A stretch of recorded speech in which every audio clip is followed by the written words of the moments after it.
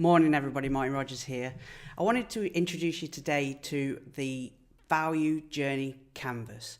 Okay, this is a critical point in taking your customers from not being aware of your product, not having interacted with your company in any shape or form, to going through the friendship stage, to the relationship stage, and every part in between. Okay, and it's a real critical point that we always do with every one of our clients. Excuse my watch, because a lot of people, when they're going out there selling, particularly high value ticket items or big purchases or asking for big commitments, they just go in and they kind of ask for the buy now. Now, this is kind of the equivalent really of, in a human relationship, just walking up to a lady, a man, whoever it may be, and saying, marry me. Now, you wouldn't just do that. You'd go through a sequence of events that would build that relationship up. Now, in a business environment, it's exactly the same. Now, a lot of people think, well, a B2B or B2C, but actually it's human to human, and all humans need to go through this kind of relationship stage, and we need to take it step by step so that you actually go through the appropriate stages and everybody feels happy, comfortable, and delighted with the experience and understands what they're getting. So that relationship, that rapport, that connection, it's all built in there. Okay, so let's have a look at the 8 stages.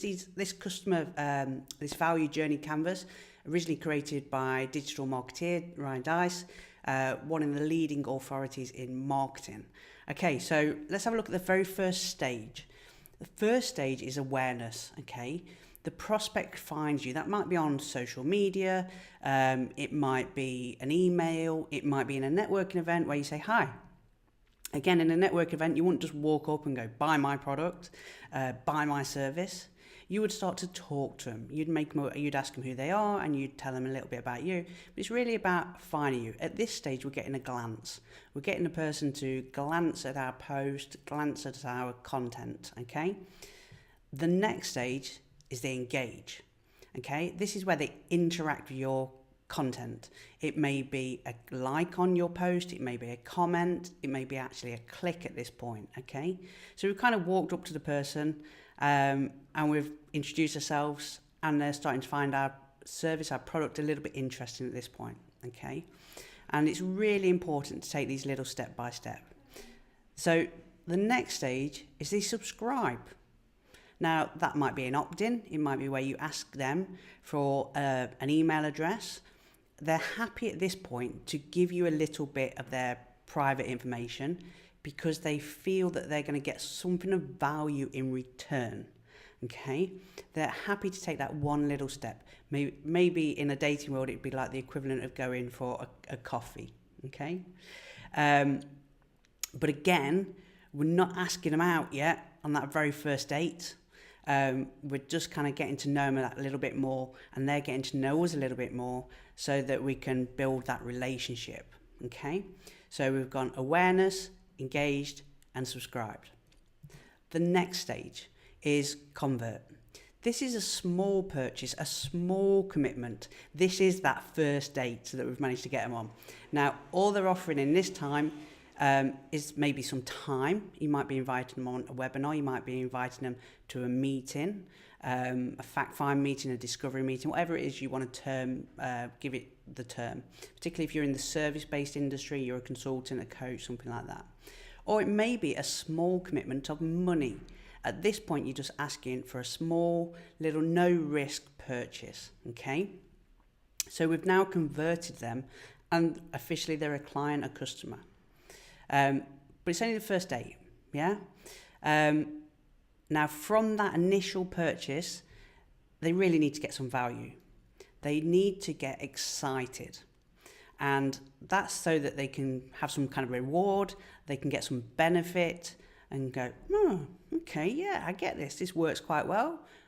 I'm interested in knowing more. I'm interested in going on that second date because I've had an emotional and tangible reward. Okay, so now we need to think about getting them to buy our core product and upselling them. This is the equivalent of getting them to go on the second date. Now, For example, on this, it's always easier to get that second date from what I remember. I've been married for a very long time now. So at this point, they've got the value and we need to start talking to them about our next product, our next service, okay? So we need to ascend. We need to offer them our core offer. What is our primary product that we really want them to buy? The one that offers them great value. They've had a little bit of value. Now they're offering great value. And it's great value to them and great value to you. So now here's the product that kind of starts to offer you more profit in return, but they also get a lot more in return. And if that works, you can start to ascend them. You can start to take them up your value ladder. If you haven't got a value ladder in your business, I strongly recommend you start to think about what is your value ladder. So what's your lowest purchase that offers the minimal value but is a minimal price? That's that small purchase that we talked about at Convert. And what's the real top end product, the one that offers that most value but also makes you the most amount of money? Because we need to think about at each of these stages, how we're going to take our prospect through each little stage. Now, a lot of people out there just keep saying, offer value, offer value, offer value. But at that point, you might get friend zoned. And none of us want to get friend zoned. So we need to have a plan in place. And it's this value journey canvas that's going to help us put that plan in place, right? Because we're going to take it step by step through. We're going to go from meeting the date to getting into a relationship and getting all the rewards that come with a relationship. The next stage, okay. Now they're in a position to advocate. They are willing to give you some feedback and to give you testimonials, case studies. And this is the kind of thing that you need to be asking for and promoting and prompting for at this particular point. And that does several things. Obviously, it gets you some stuff that you can actually provide social proof to the next customers and to help other new prospects go through this journey quicker. But it also reinforces with your client what value they're getting. So they remember the value they're getting. They remember what benefits you're providing for them. And once that's homed in, once that's anchored into them, you can take them to the very next stage, which is promote. That's when they're shouting about, okay? Talking to their friends, family and colleagues. They are your raving fans. Now, how awesome is it to take them through those different stages? Some things to think about is, what's the different kind of copy? What's the words that you need to write at each of these stages? What's the offers that you need to present at different stages? And to be able to know that, you need to know who your ideal customer is, who your perfect prospect is. You need to build a customer avatar. So that's one of the very first things you need to start off with before you even start this process. And if you'd like some help on that, just give me a shout. I'm more than happy. I've got some templates, some forms. We can work through it together. Okay, so that's your 8 stages. Let's have a look at how that might work in a funnel. So a funnel is a way of taking a prospect through these kind of stages step by step. There's lots of different funnels available. The one we're going to look at today is a tripwire type funnel.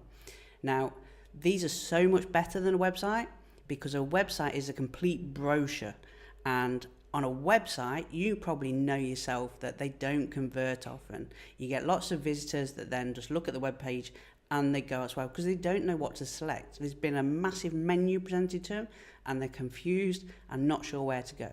A funnel is a bit like when you meet somebody, you take them step by step through a process. And for some reason, we all forget that when we're doing websites. Now, funnels are the perfect way to eradicate that confusion for your prospect that's viewing your website, and it's the ideal way to make sure you take them through a strategic step-by-step process. Okay, so here we've got customer value optimization, again created by Digital Marketer, proven to work. So at the very top there you can see that we've actually got, let me just click the pencil on, okay, so pen.